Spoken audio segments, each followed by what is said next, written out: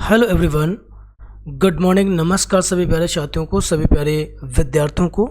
मैं उमेश पाल आप सभी विद्यार्थियों का आपके अपने परिवार टीचर्स वर्ल्ड में स्वागत करता हूं। उम्मीद है कि आप सभी स्वस्थ और मस्त होंगे। राधा रानी की कृपा सभी विद्यार्थियों पर बनी होगी। आज बच्चा हम लोग बहुत ही स्पेशल प्लान को डिस्कस करने वाले हैं और वो प्लान कुछ इस तरीके का होगा कि हम लोग किस तरह से पेडागोजी क्लास को कंप्लीट करें। तो देखिए, मैं एक पेडागोजी बैच को स्टार्ट कर रहा हूं जो स्पेशल होगा। स्पेशल इसलिए होगा क्योंकि जितने भी आपके ये एग्जाम्स हैं, इन सब जगह एक बेहतरीन तरीके से पेडागोजी पूछी जाती है और इस पेडागोजी के सेक्शन में कहीं ना कहीं आप फंसते हैं, आपको प्रॉब्लम होती है, आपके कहीं ना कहीं इसी पेडागोजी के कारण कुछ न कुछ मार्क्स आपके कम हो जाते हैं। ठीक है। अच्छा, एक प्रॉब्लम और भी है, क्योंकि आपके साथ एक समस्या ये है कि बेटा जब आप सीटेट की प्रिपरेशन करते हो तो सीटेट के लिए अलग से पेडागोजी पढ़ते हो, फिर टेट के लिए पढ़ते हो, फिर एसटेट के लिए पढ़ते हो, फिर केवीएस का प्लान आता हो तो केवीएस के लिए पढ़ते हो। बट दिक्कत ये है कि आपको ऐसा कुछ नहीं करना है। आप एक बार, मैं पेडागोजी क्लास इस तरह से शुरू करने वाला हूँ कि एक बार आप कंप्लीट पेडागोजी को कंप्लीट करें। इसके बाद फिर आप चाहे सीटेट दें, फिर टेट दें, एसटेट दें, केवीएस दें, कुछ भी करें। बस फ़र्क इतना सा होगा कि जब आप ये पेडागोजी क्लास कंप्लीट कर चुके होंगे और सपोज दैट आपका सीटेट का एप्लीकेशन आता है और सीटेट को आप प्रिपरेशन शुरू करते हो, तो उसमें सिर्फ आपको प्रीवियस पेपर्स देखने होंगे, प्रैक्टिस करनी होगी। सेम थिंग आपकी टेट के लिए एप्लीकेबल होगी, एसटेट के लिए होगी, केवीएस के लिए होगी। देखिए, ये मैटर नहीं करता है कि पेडागोजी कहाँ किस एग्ज़ाम में कितने वेटेज पर होती है या कितना स्कोर के लिए होती है। जितनी भी आएगी 20 नंबर, 10 नंबर, जैसे एसटेट में आपका 20 मार्क्स का हो रहा है ना, टेट में आपका 30 है, यहाँ सीटेट में है 30 मार्क्स का है। तो यहाँ पर ये मैटर ही नहीं करता कि कितने मार्क्स का, कितने वेटेज का पेडागोजी है। देखिए, मार्क्स चाहे जो हो, वेटेज चाहे जितना हो, आपको पढ़ना तो कंप्लीट है। क्वेश्चन जब वो पूछना शुरू करता है ना, तो कंप्लीट पेडागोजी से ही क्वेश्चन करता है वो। ठीक है। अब अगर उन चीज़ों के बारे में नहीं जानते हो तो आपके लिए समस्या होगी। तो देखिए, हम आपके लिए लाए हैं इंट्रो क्लास, इसलिए क्योंकि आप जान सकें कि पेडागोजी में कौन कौन से टॉपिक हम लोग डिस्कस करेंगे, कौन कौन से पढ़ेंगे और सीक्वेंसली पढ़ेंगे। जो बच्चा आज से हमारे साथ रेगुलर क्लास अटेंड करेगा, मैं रेगुलर क्लास आपको देने वाला हूँ, तो रेगुलर क्लास आप जब अटेंड करेंगे तो आपका आगे से पेडागोजी सेक्शन में कोई समस्या कभी नहीं रह जाएगी। आप चाहे जो एग्ज़ाम दें, वैसे ये सारे एग्ज़ाम आपके कमिंग से आने वाले हैं और उन सभी के लिए आपकी तैयारी अभी से शुरू हो जानी चाहिए। बस छोटा सा एक काम आपको करना है, आपको इस वीडियो को शेयर जरूर करना है और मैक्सिमम शेयर करना है ताकि सभी बच्चों तक ये प्लान पहुंच सके और वो सभी अपने साथ जुड़ सके। चलिए शुरू करते हैं अपनी बात को।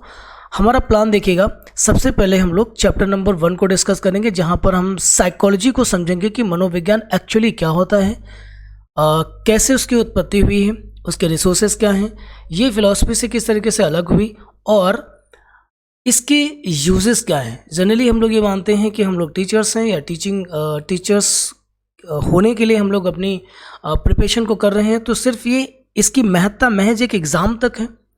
तो बस इस चीज़ को हमें समझना है कि इसकी एक्चुअली यूजेस क्या हैं, इसकी उपयोगिता हमारे जीवन में कैसे होती है और किन किन क्षेत्रों में होती है।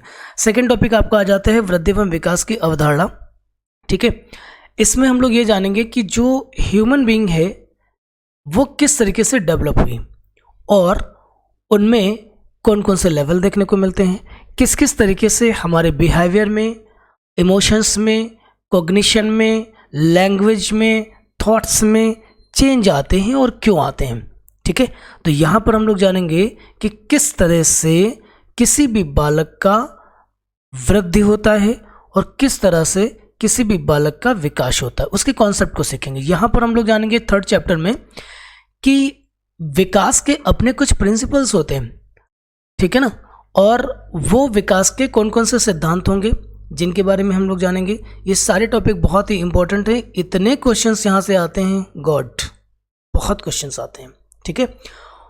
तो बहुत सीक्वेंसली प्रॉपर तरीके से कंप्लीट चैप्टर्स को पढ़ेंगे, लगभग वैसे ही जैसे एक पेड क्लास में पढ़ा जाता है। बच्चा, आप क्रॉस चेक कर सकते हो, आप किसी का पेड कोर्स अगर ले रखे हैं या इससे पहले ले चुके हैं, तो आप अंतर महसूस करोगे पेडागोजी में कि पैसे देने के बाद भी वो चीज़ हमें नहीं मिल पाई जो मुझे यहाँ से फ्री मिल रही है ना। चैप्टर नंबर 4 को देखेंगे। विकास को प्रभावित करने वाले कुछ कारक होते हैं कि डेवलपमेंट को कुछ ऐसे फैक्टर हैं जो उसको इफेक्ट करते हैं, है ना।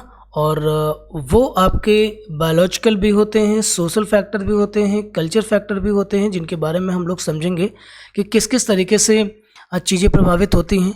चैप्टर नंबर 5 को हम लोग देखेंगे। ये हमारा हेरिडिटी और एनवायरनमेंट होता है।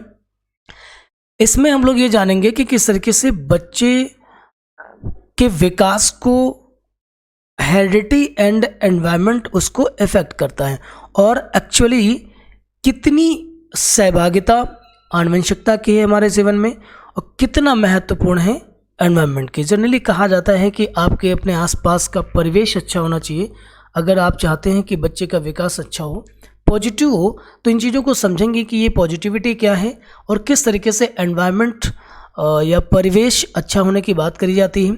समझते हैं बच्चों में इंडिविजुअल डिफरेंसेस कहाँ से आते हैं और इसका मीन क्या होता है, किस तरह से हमारे डेवलपमेंट में इन इंडिविजुअल डिफरेंसेस की भूमिका है।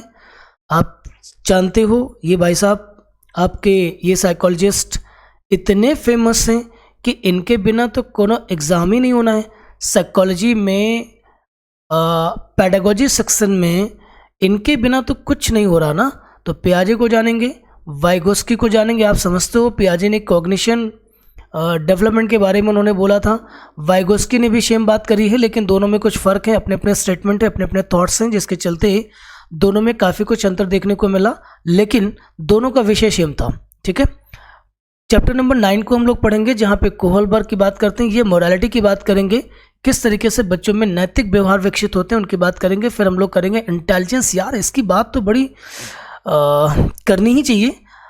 जनरली हम लोग बचपन से करते यार, ये बुद्धिमान है और ये नहीं, मैं बुद्धिमान हूँ ये नहीं, ये बच्चा बुद्धिमान है मैं नहीं हूँ, है ना। और बुद्धिमत्ता की बात तो इतिहासों से चली आ रही है और आगे भी चली है। आज भी अगर मैं कहूँ कि समाज में जो लेवल देखने को मिल रहे हैं ना, गरीबी का, मिडिल क्लास का, अपर क्लास का, है ना, हाई प्रोफाइल का, वो कहीं ना कहीं उनमें इंटेलिजेंस की बड़ी रोल है। तो समझेंगे कि किस तरीके से बेटा अपने साथ जो पेडागोजी के सेक्शन को पढ़ोगे उसमें मैं बुकिश नॉलेज नहीं पढ़ोगे आप, ना ही मैं पढ़ाता हूँ, है ना। इंटेलिजेंस को आप अपने एनवायरनमेंट से कनेक्ट करके देखोगे कि क्यों डिफरेंसेस आते हैं। मतलब यूँ कहें कि आप एक रियलिज्म में आप इन चीज़ों को समझेंगे, रियलिटी में देखोगे कि किस तरीके से इंटेलिजेंस की उपयोगिता है, क्या उसके यूजेस हैं, क्या वास्तव में बुद्धि एक जन्मजात गुण है, क्या वास्तव में इसे भगवान ने दी है या प्रकृति ने दी है, क्या वास्तव में इसमें हम कभी कोई चेंज नहीं कर सकते, क्या जन्म के बाद इंटेलिजेंस में कोई फ़र्क नहीं आने वाले, कोई ग्रोथ नहीं होनी, कोई डेवलपमेंट नहीं होनी। चलिए विशिष्ट बालकों के बारे में समझेंगे कि समाज में कई तरीके के बच्चे हम लोग देखते हैं, है ना।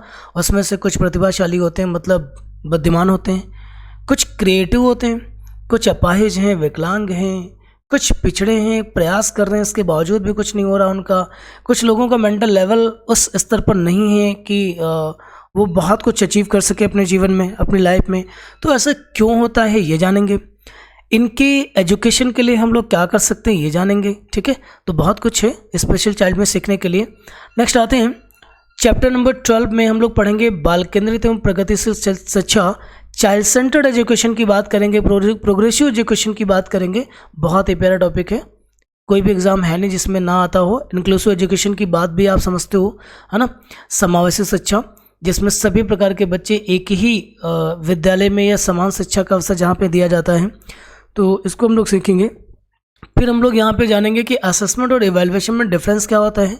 ठीक है, और वैसे ये सारे वो टॉपिक हैं जो कई सब टॉपिक्स में कन्वर्ट हो जाएंगे बाद में। ठीक है, जिसमें हम लोग CCE के बारे में जानेंगे। ये जानेंगे कि बच्चों का मूल्यांकन क्यों किया जाना चाहिए, क्यों पढ़ने पढ़ाने के बाद बच्चों का आकलन करना ज़रूरी है, उससे बेनिफिट क्या होते हैं। आप समझते हो ना, हमारे जीवन में सबसे बड़ी भय अगर कुछ है वो होती है एग्ज़ाम। आज भी डरते हो, उस परीक्षा से, तो क्यों डरते हो? इतनी सारी एग्ज़ाम दे के आए हो, कहीं कुछ हुआ क्या? इसके परिणाम में तुम्हें एक हिस्सा तुम्हारे हिस्से में ज़रूर आया, वो ये था कि या तो आप सक्सेस हो गए या फिर आप फेल हो गए।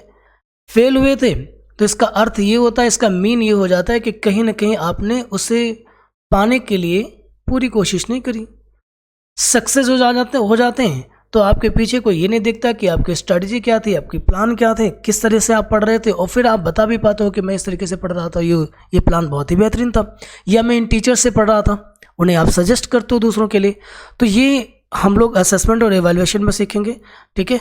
चैप्टर नंबर 15 में हम लोग जानेंगे अभिप्रेरणा एवं अधिगम, मोटिवेशन एंड लर्निंग, है ना। आजकल देख रहे हो इसकी बड़ी ज़रूरत है, और ये टॉपिक वो है कि इसको हम लोग थोड़ा सा मॉडर्निटी से कनेक्ट करके इसको पढ़ेंगे, जहाँ पर हम लोग जानेंगे कि मोटिवेशन क्या चीज़ एक्चुअली होती है, और मोटिवेशन के बिना लाइफ में क्या क्या प्रॉब्लम्स होती हैं, या मोटिवेशन हमारी लाइफ में उसकी कितनी भूमिका है, और हम कितना सीखते हैं। यार सबसे बड़ी समस्या है, हम लोग लर्निंग को समझते ही नहीं है।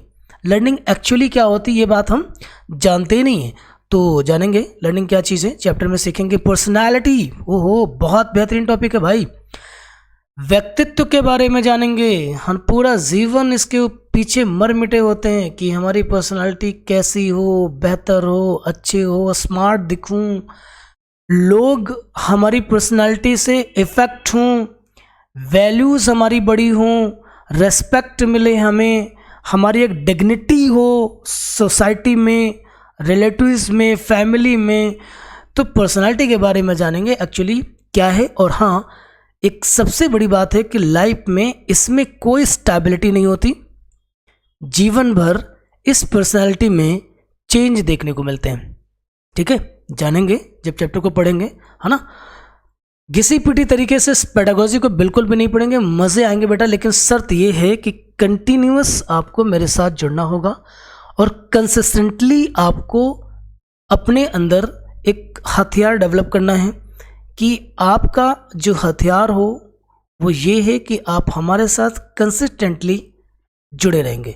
NCF 2005 के बारे में सीखेंगे, है ना, और NAP 2020 के बारे में सीखेंगे, क्योंकि ये दोनों ही ऐसे हैं जो आपके लगभग सभी एग्जाम्स में आ रहे हैं और देखने को मिलते हैं, इनके बिना परीक्षा तो नहीं हो रही। चलिए, हमने आपके साथ प्लान डिस्कस कर लिया है। दूसरी बात ये है कि मैंने बेटा डर को थोड़ा सा कम किया है। अगर मैं चाहता तो इसमें चैप्टर्स में और इंक्लूड कर सकता था, लेकिन जब मैं डिस्कस करना शुरू करूँगा तब मैं इनके अंदर कई सारे पार्ट्स और ऐड करूँगा, ठीक है।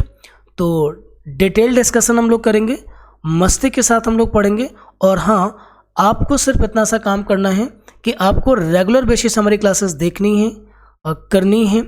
और मैं कल से आपकी क्लास स्टार्ट कर रहा हूँ, ठीक है। आज ये हमारी इंट्रो क्लास है, और कल से आप लेक्चर मैं शुरू कर दूंगा, उसको आप देखिएगा, ठीक है। और जिसमें हम लोग ये फर्स्ट चैप्टर कल करने वाले हैं, ठीक है। हाँ, एक चीज़ मुझसे मिस हो गई, वो बताना था मुझे कि हर चैप्टर के बाद मैं वर्कशीट भी दूंगा आपको। वर्कशीट करना बहुत ज़रूरी होता है कि क्योंकि जो आपने टॉपिक पढ़ा हुआ है उसमें से कितना सीखा है ये जान लेना बहुत ज़रूरी होता है। तो चलिए मिलते हैं कल और करते हैं डिस्कशन।